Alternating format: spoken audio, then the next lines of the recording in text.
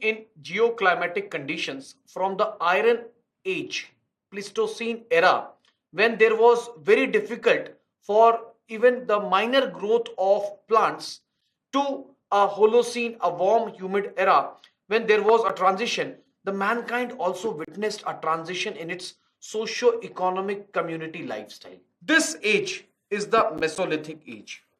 Mesolithic age, if we break this word, if we discuss the etymology, mesos means middle and lithic means stone age. So with Pleistocene to Holocene, Holocene which began around 10,000 years ago, we see warm and humid climate. And this warm and humid climate provided favorable conditions for growth of first plants and later based on plants the other animals. So with the growth of plants, a situation, an opening was created for the beginning of agriculture. And in 7000, in Mehergarh, Balochistan region, we have the earliest evidence of the growth of barley as the first food crop. So this age, which is also known as the age of transition, or at least the faint beginning of agriculture. Mesolithic age is the age sandwiched between the earlier Paleolithic hunter-gatherers food economy to the later Neolithic, that is a agricultural economy. So we have the blend of both. We have hunting gathering as a predominant activity which is for livelihood, for survival, and also the faint beginning of agriculture.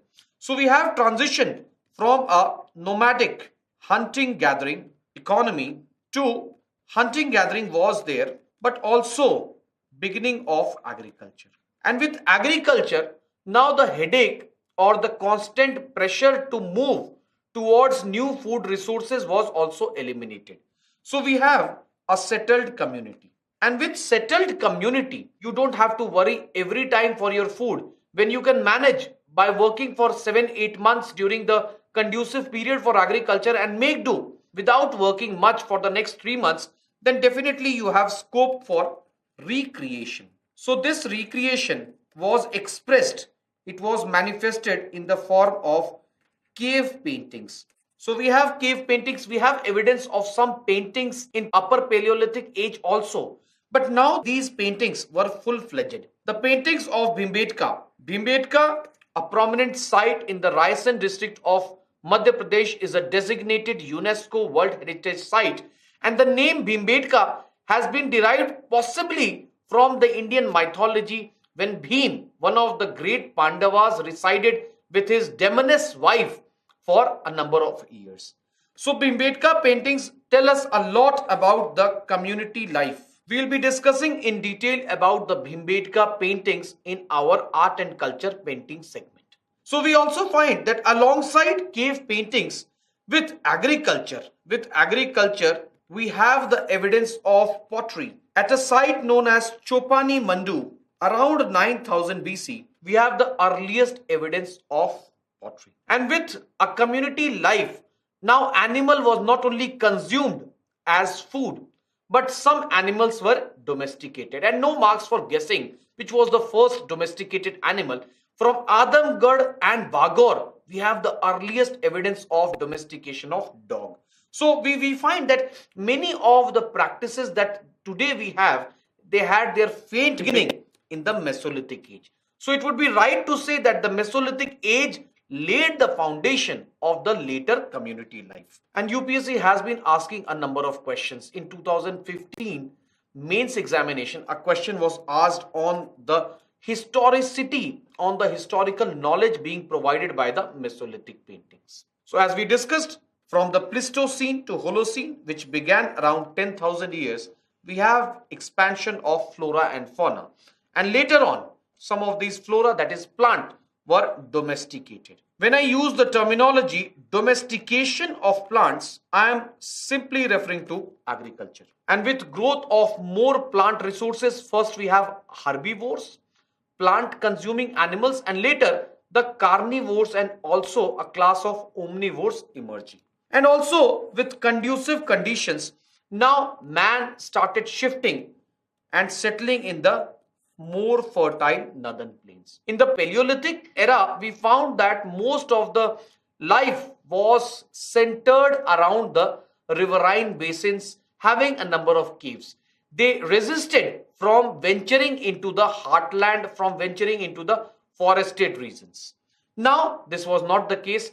It was mainly on the basis of considerations of agriculture supporting topography that they started shifting to northern plains.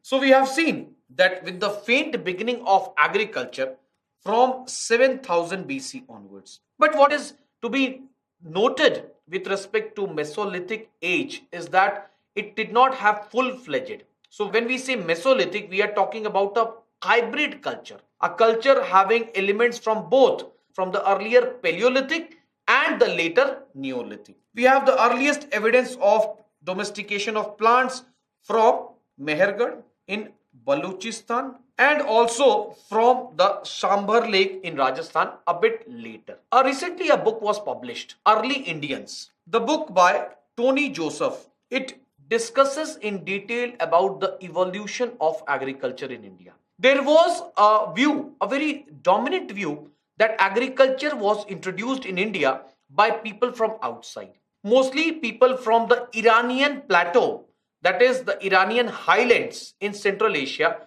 These people came in various strands and introduced the knowledge of agriculture. But on the basis of DNA analysis, as it is also mentioned in the book Early Indians by Tony Joseph, agriculture or agricultural knowledge was indigenous in India.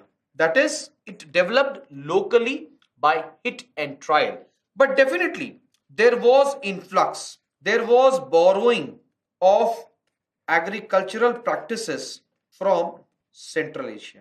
Later on, when we discuss about Indus Valley civilization, we would understand that how from Mehergarh in Balochistan region, which started with the earliest crop, that is barley, and later picked up wheat, how from these rudimentary primitive agricultural settlements villages emerged, and later with more technology, with trade and commerce, these villages, they graduated to full-fledged urban centers. So that is the history of the beginning of agriculture, the faint beginning in the Mesolithic age, in the age of transition, leading to first the full-fledged agricultural age, that is Neolithic, leading again to the Indus Valley civilization. So domestication of animals from Adamgarh in Madhya Pradesh and Bagor in Rajasthan. Now, a point for GS students. They often wonder how many sites we have to memorize. It is important that the sites which are in news, current affairs, and these sites which are very specific, which have unique about them, they have to be memorized, they have to be kept in mind. So now, in earlier times, we had seen in the Paleolithic time when the community was constantly on the move and somebody died. Then they left that person, that dead body to decompose naturally. They did not have the resources, the wherewithal to bury them. There was no concept of burial practice. But now with a sedentary community, with settled lifestyle, we find the beginning of grave burial from Bagor in Rajasthan, from Langanaj in Gujarat, and also from Bhimbetka. And the grave burials speak a lot about the belief system. In the initial burials of the Mesolithic times, mostly dead bodies were buried. They were either primary burial, in which after death the entire body is buried, or sometimes they are also secondary burial. So we find that in India we had primary burial, entire body, or secondary burial, in which the body after decomposition, or sometimes in later times we also hear that the ashes of a cremated body was burnt in urns. So parts of body. However, since there was scarcity of resources, we don't find alongside the body any pot or any weapons being buried. The Mesolithic paintings at Bhimbetka. So we'll be discussing more about the Mesolithic paintings. But these paintings, apart from being a source of recreation, tells us or gives us a plethora of information about the community life, what type of community they have. We have depiction of male, female children doing various activities. We understand about the sexual division of labor and also about the use of animals. Some of the animals were even eaten. Even we find that these people had a depiction of X-ray like technique. That is the whole soul. It appeared that they could look through the entire body. The earliest evidence of pottery. Now, if we talk about pottery, pottery was a utility item which was used for storing food, which was used for cooking of food. So we all are aware of the famous story that man did not know that a cooked meat tastes better until accidentally a meat which was chopped fell onto fire. Later on, they started cooking everything that they found, and they started trial and hit method so as to find out whether it tastes better after being cooked or consumed in a raw way. And especially with the grains, it was better digestible after being cooked. They also had some pots for consumption of food. The pots were first made on wheels, pottery wheels, using hand, later the use of both legs. We also find that with the maturing of civilization, the size of tools also decreasing and the tools were more sturdy. So we find that the use of microlith. These people probably also knew about bow and arrow. Bow and arrow and the knowledge of projectile enabled them to hunt from far distance, and this was also very good for their personal safety. Flake tools and other core tools of Paleolithic era also continued. So as I have been saying that this was a phase in which the earlier practices continued and some new practices were picked up based on the convenience and also the changing ecology. So we have a distribution, and I have deliberately kept only those sites which are very important from UPSC point of view, such as the Shambar Lake, where we have evidence of agriculture, Bagor and Adamgarh, where we have evidence of domestication, Bhimbetka, which is known for its painting, Langanaj along with Bhimbetka and Bagor, which is known for its early burial practice, and Chopani Mandu for the earliest evidence of pottery.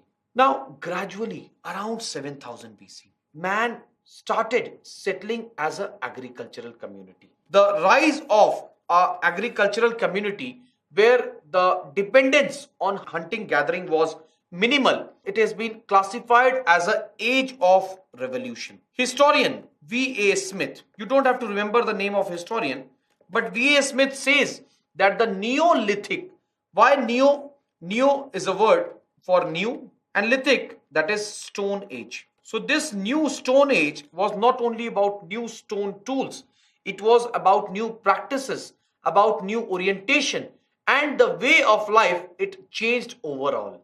So the Neolithic age is known as the age of revolution because this age provided for establishment of later rural communities and further later the rise of urban civilization. All the faint beginning that we had in the Mesolithic age, it started maturing in the Neolithic age. So now we have full-fledged agricultural community with a developed burial practice, domestication, and also crop diversity. So instead of only barley and wheat, we find that later on, when we move towards East India, when we move towards south of Godavari, we even have consumption of rice. So in agriculture, we find increasing crop diversity, the beginning of rice in East India and also south of Godavari. It is known as a new stone age, but along with stone, we also find bone tools. The affinity between man and the domesticated pet, it started increasing to such an extent that from sites in Kashmir, in Burzoam and Gufkural, we find that the master and the dog was buried together. So this speaks a lot about the growing affinity with the domesticated pet. So we find man-dog burial in the Kashmir Valley. With increasing agriculture, with full-fledged agriculture, they began to worship the nature gods for increased agricultural produce. So it is seen that in sites of South India, we have what is known as ash mounds. Ash mounds are nothing but they are burnt cow dung. Initially, historians started thinking, they started speculating what is the purpose of these heaps of cow dung cakes? Later on, it was concluded that these cow dung cakes, they were burnt, especially at the end of harvest season, as a fertility exercise. A fertility exercise to please gods for more agricultural yield. And it is a common feature in villages even today that we find burning of cow dung cakes for warding off mosquitoes. So it was also associated with their hygiene consciousness. So it is an age of revolution. It is an age of revolution. In terms of stone tools, we find that the more sturdy igneous rocks. Igneous rocks are those rocks which are formed after the solidification of molten magma. So we have more igneous tools. However, the use of older microlith of Mesolithic times continued. So as we have discussed, the first food producers from Mehergarh, 7000 BC, with the cultivation, with the domestication of barley, with tools, microlith made of igneous and polished stones. So a stone tool which is polished, it is more effective. In terms of air, it has reduced air friction. It can travel a long distance. So they began to emphasize also on the aesthetics, how a tool, how an implement which they were using looked like. They started using sun-dried bricks for construction of houses. So later on in IVC, we will be seeing that they move from sun-dried bricks to kiln-fired bricks. Also, apart from sun-dried bricks, we have mud, we have wattle and doab, that is also found in many of the villages of notably East India. So if a question comes in UPSC that what are the practices of the Neolithic times which continue even in present day, we can certainly speak about the use of pottery. We can talk about man and dog burial. We can talk about numerous crops and also the way in which houses continue to be made in most of the rural hinterlands. However, from northwest, where Mehergarh is located, gradually the knowledge of agriculture, it started moving to other areas. So first we find that from northwest, we have in north region, in the Kashmir Valley. And what is notable about all these features, about all these sites are that despite the commonality of agriculture, we find certain regional variation. And it is but natural for these sites to have regional variations because of different geographical resource, different climate, different weather. Definitely their cropping pattern would also vary. Even today we have throughout India different cropping pattern based on the soil profile and also the nature of climate. So if we talk about from northwest, it moved towards Kashmir Valley. Two of the very prominent sites are Burzoam and Gufkaral. Here we found pit dwellings. What does a pit dwelling look like? So just imagine if this is a surface, they started digging and this was a pit. There was initial speculation this pit was used for residence all around the year. But if this was used for residence, then where was the charcoal deposit which should have been there because of cooking of food? So later on it was found that charcoal deposit. So it is a common sight no longer now because we have moved, we have shifted from charcoal based, wood based, coal based fuel to the more cleaner LPG. But in earlier times, you may ask your grandparents that in earlier times whenever they used to cook, in an enclosed space, the entire wall was covered with what is known as soot. So the charcoal soot, the thin deposit of the burnt coal was found on the walls. Here we don't find such deposits in large number. So later on it was concluded that even if these pits were used for residence, they were used only for temporary residence during winter. We also have bone tools. So something that has to be noted that only from the Kashmir Valley Neolithic sites we have bone tools. Otherwise, in all other Neolithic sites of India, there is no evidence of bone tools with an exception. That is, a site is there that is known as Chirand. In the present day, Uttar Pradesh, it is the only other Neolithic site in India which has evidence of bone tools apart from the Kashmir Valley. Otherwise, we find bone tools only in the Kashmir Valley. We have man-dog burial. The dog also enabled to pull the carts on the slippery ice. Later on, from North India, they shifted.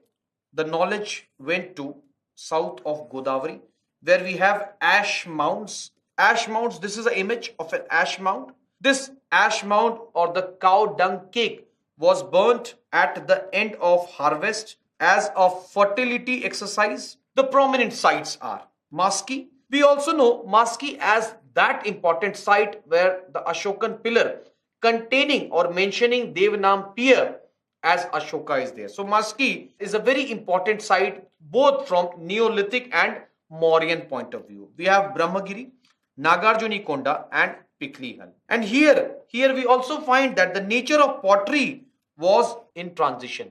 We find in earlier times unrefined pottery. When I use the term unrefined, means the surface is rough. When I say refined pottery, the surface appears to be polished. Later on, around 2000 BC onwards, we have evidence from East India also. But what is notable about the Assam Hills, Neolithic site is that we have only evidence of tools. And on the basis of micro-wear analysis of tools, the date was confirmed. However, we have no evidence of food grains from the Assam Hill sites. In Vindhyan spurs, we have Chopani Mandu, we have Chiran. These are the important sites. And there is another site in East India, that is Koldiva, where the earliest evidence of rice cultivation around 6000 BC was found. These are the important, and we find a concentration of sites in South India in the Karnataka, Tamil Nadu, and few are in Kerala region, and a concentration. Most of these sites are found in the present day Andhra Pradesh and Karnataka region. The Neolithic culture. It is said that the Neolithic culture, which propelled mankind to a agricultural community, it was succeeded by the Neolithic culture was between 7000 BC to 2800 BC. This gave rise to one, the Chalcolithic culture in central India, southeast Rajasthan, Malwa Plateau, parts of Maharashtra. So we are talking about those regions where most of the sites have been found. So Chalcolithic culture was there between 2800 to 1200 BC. In this region and in northwest and North India, we saw the beginning of first urbanization in the form of Indus Valley civilization. So Indus Valley civilization, which existed between roughly 2800 to 1750 BC. So what we can say on the basis of overlapping time period is that Chalcolithic culture and Indus Valley both were contemporary of each other for a long time. But there are numerous differences between both the sites, between both the communities. The Chalcolithic culture remained an essentially rural agricultural community with very limited trade, whereas the Indus Valley people were known not only for their vast inland trade but also overseas trade with the Mesopotamian world. Talking of Chalcolithic culture is derived from the word chalcos, means copper. This age is also known as the Copper Stone Age because besides the earlier use of stone tools, we also have the knowledge of copper. So this is also known as the Copper Stone Age. So for the first time, these parts of India, we have the knowledge of copper. Copper which was obtained from the Khetri mines of Rajasthan. However, we will see that the dependence of this agricultural community on copper was not as much. It continued to use stone tools. If we have a look on the distribution, we find that many of these Chalcolithic sites are located in the present day Deccan Plateau, which is the heartland for the hard black soil. And when you have a hard top surface, you need a sturdy tool. To crack open the soil.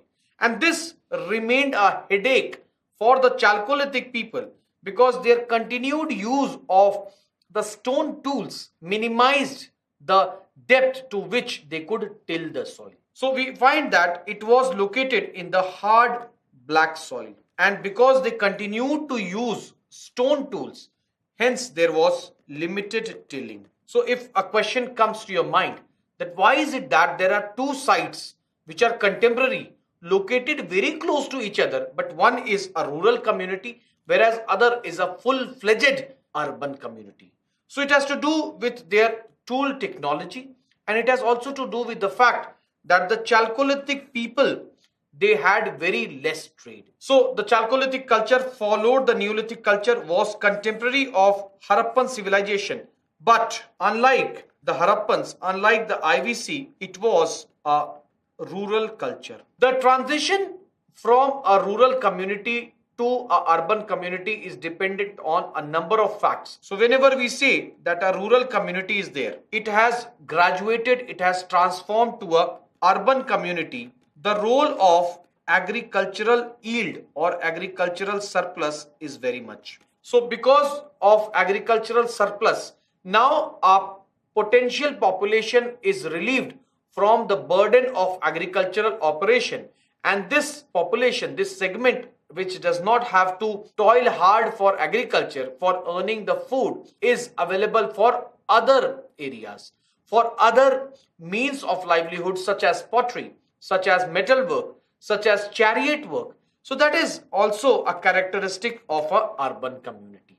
Even if we go by the definitions of what is a census town, then we find that one of the very important criteria of a town is that at least in India, it has been over the last 2-3 decades that at least 75% of the population to be classified as a town should not be dependent upon agriculture as a means of livelihood.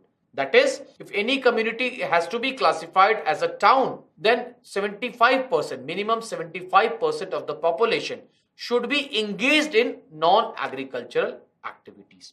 So here we find that in the case of Indus Valley, from Mehergarh, Balochistan region, gradually the agricultural surplus was enough to meet the demands of a growing urban non-agricultural community, whereas in the case of Chalcolithic culture, the condition of agricultural surplus was not there. We find the extent of the culture in southeast Rajasthan. We have Ahar and Giloon. In western MP, Madhya Pradesh, in Malwa, Kayatha, Iran. In western Maharashtra, we have a number of sites in Maharashtra. Jorwe, Daimabad. Daimabad is a very important site from which a copper hoard, when I say copper hoard, that means a site from which a large number of copper tools have been found in a giant pot. So large number of copper tools in a giant pot. Inamgaon is also important site. Eastern India also we have, though we have the concentration of Chalcolithic sites in this region. However, in Mahishtal, Pandur Raja Dhibi and Chirand, we also have evidences of the use of copper tools. What is also notable about these sites is that these sites are known for the regional variations of pottery, because of which many a times these sites are known as regional culture, such as the Ahar culture, the Kayatha culture, the Daimabad culture, the Inamgaon culture. So when we use these terminologies, we definitely refer to the regional variations in pottery. So these are the sites we have, predominantly these sites in Maharashtra, in southeast Rajasthan, western MP, and also most of these sites are in the Malwa plateau. And these sites, many of the sites which are there in West India, they are known for the regional variations in pottery. So the outer surface of the pot, they were decorated in different ways. If we talk about the Chalcolithic culture, the Chalcolithic, that is the copper stone age, it is also known for its wide burial practices. So we have the beginning of pit burial. So pit is more like a coffin. So a coffin burial where the dead body, either full body or sometimes with the feet cut, as in Jorwe. We don't know why the feet was cut. Some speculate that this was to have a feeling that they always remain with the family even after death. We also find that in some of the sites, in such as in Jorwe, the burial was done beneath the house surface, something that is unimaginable in recent times, but that was done. There was no separate cemetery per se. And what do we find? That in these pits, apart from the dead body, apart from the deceased, we also have pottery, we also have copper tools. So what is the use of these materials after death? Possibly these people believed in life after death. If we talk about these rural communities, they besides agriculture also practiced pastoralism. Pastoralism means cattle herding, cattle grazing, and cattle was used for, it was most of the cattle was consumed as meat. So unfortunately, they could not fully utilize, exploit the cattle resources. So one of the reasons which is also associated with the decline is that they had later nutritional deficiency. We have evidence of outbreak of epidemics, and we have large evidence of child burials. So this was also probably because of the cause that animals were consumed as meat. They were not reared, they were not consumed for their dairy products. Their habitations was very basic. We have thatched roof and mud wall. And we also find that in a site known as Jorwe, we have an evidence in which, if this is a site, then at the center we have large habitations, we have large houses, and on the fringe or in the outer line we have small houses. So on the basis of this, we can assume, we can definitely conclude that the most influential elite class, the most influential resided in the center region, and the not so well-to-do, they resided in the outer region. Something that we find even today. In any city, you find that the most posh colonies are located in the heart, and as you move radially outside, you find smaller houses, you find slums. At another site known as Inamgaon, social stratification or social strata or social hierarchy can also be concluded on the basis of burial goods, or which are also known as grave goods. How do we know that there was a socio-economic hierarchy? We don't have any evidence of caste system. We don't know about Varna system. We don't have any large temple and palaces. We know on the basis of burial goods. For example, in one of the burials, we have a deceased, a dead body along with jewelry, along with more copper tools.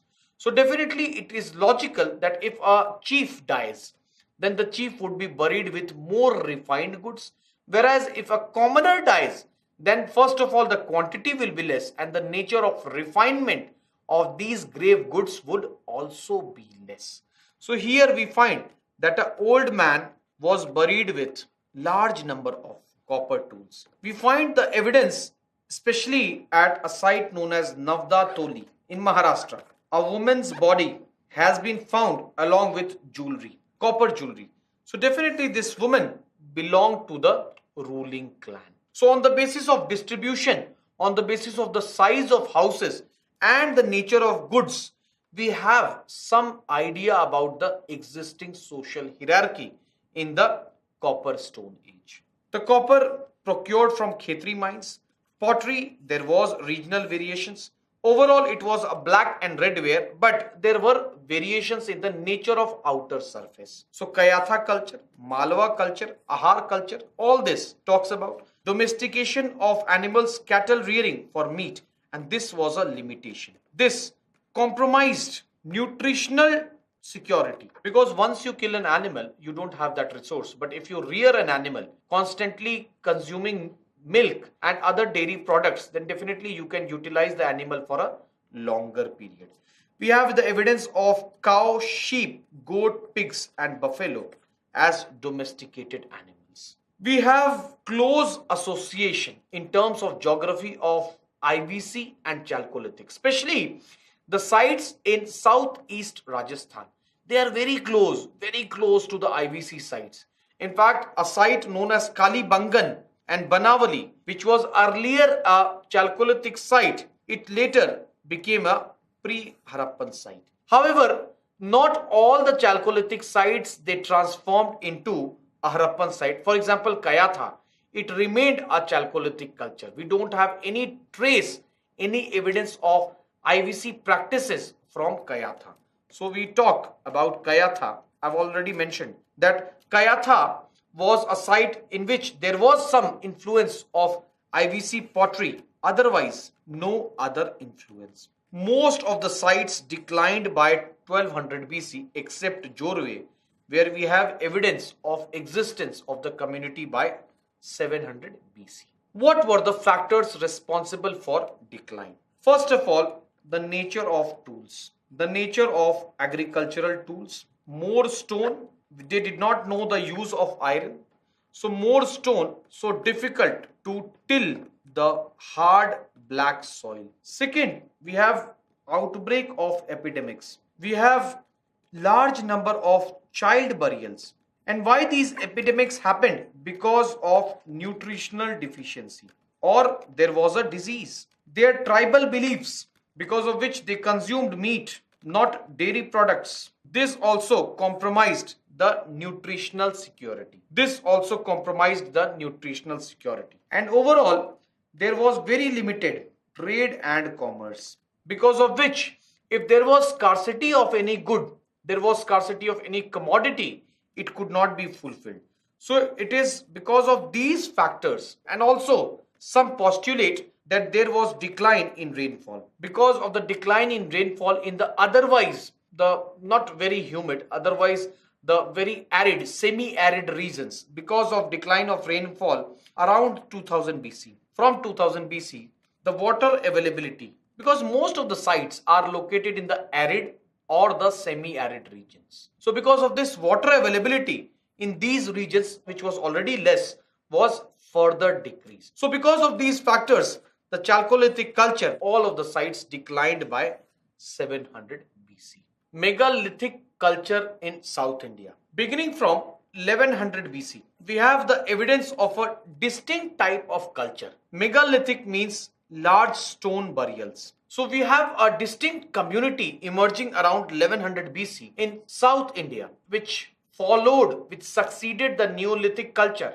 So the Neolithic culture, the Neolithic sites which we had discussed south of Godavari in South India gave rise to Neolithic Chalcolithic culture, and later on the very unique megalithic culture which was known, which was very distinct for its burial practices. We also find the beginning of use of iron. Although not on an extensive scale, we have evidence of iron tools, but the depth of these sites are very less.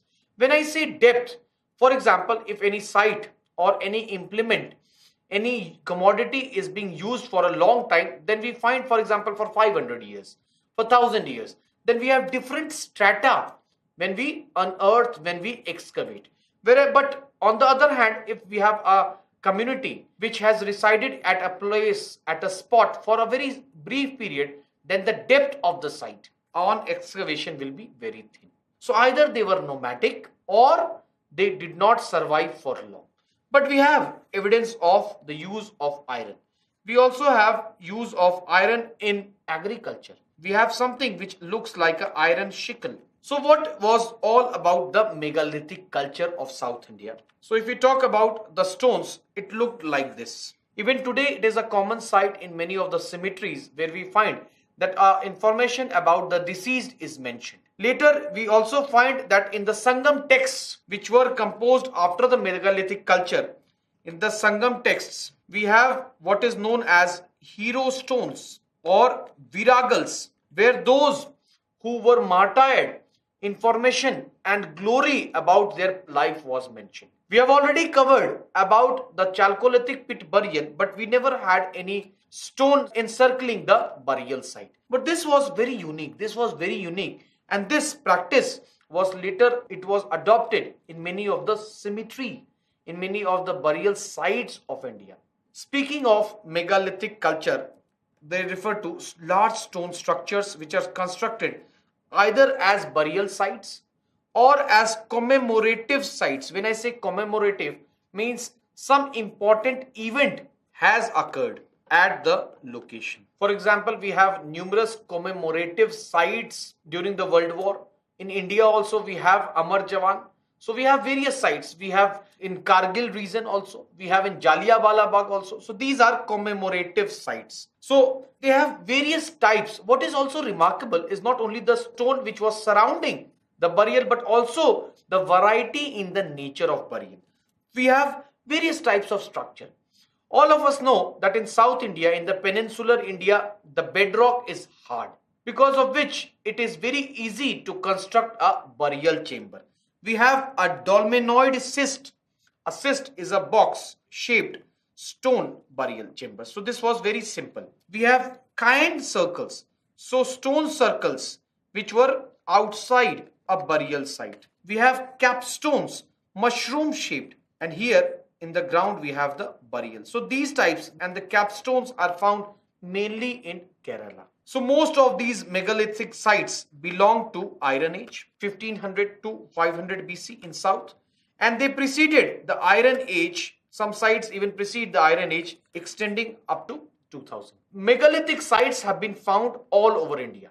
But why we talk about south is because most of the sites are concentrated in South India. So they are spread across the Indian subcontinent, but majority are found in peninsular India, concentrated in the parts of Maharashtra, Karnataka, Tamil Nadu and Kerala region. So Andhra Pradesh and Telangana. So these are the important places where megalithic sites are there. And after the megalithic community in Deccan and South, we have the Sangam age. So the next knowledge that we have of South India comes from the Sangam text. And then we have the Pallavas, we have all the rulers that we will be studying later on. So if a question comes that what is the earliest knowledge that we have of South India, we have to say the Neolithic sites and then the megalithic sites. So this is the image of a capstone, the mushroom shaped burial found in Kerala. So on the basis of all the discussion that we have had, let us try to attempt some prelims based question. Let us try to translate our acquired knowledge into question solving and also in eliminating the wrong options. Which of the following had deciphered the edicts of Emperor Ashoka? It is James Princip. We'll be studying more about it when we discuss our Mauryan Age chapter. Which of the following scripts of ancient time is written from right to left? So it is the Kharoshthi script. Kharoshthi script was derived from Persia. And before Alexander, when we hear of kings such as Darius the third, Darius the first, who captured territory in northwest, then along with the occupation, along with the establishment of what is known as a satrap. So satrap is a unit of administration. So these Persians, before Alexander, they occupied territory in northwest and converted them into a unit of administration known as satrap. So alongside the Persians also came the knowledge of Kharoshthi. And we see the use of Kharoshthi script in the edicts, in the inscriptions of Ashoka in northwest, where even after the withdrawal of the Persians, many of the people were aware of the knowledge of this Kharoshthi script. Which one of the following Indian records is the earliest royal order to preserve food grains to be utilized during crisis? It is the Shohgora copper plate. It is the Shohgora copper plate inscription. The Rumindei, it talks about Buddhist zeal of Ashoka. So it talks about what Ashoka did for propagation of Buddhist ideals. The Prayag Prashasti, it talks about Samudragupta. The Prayag Prashasti also talks about what Ashoka said to his officials regarding food preservation. But when we are talking about earliest, then definitely it is the Shohgora. So in the Prayag Prashasti also, in the Allahabad pillar, we have inscriptions of Ashoka also, where he is giving orders to his officials to save, to preserve food, to minimize wastage. But the Shohgora copper plate inscription is much earlier. The Mehrauli inscription of Chandra, it talks about a Gupta king Chandragupta, who had defeated a local central Indian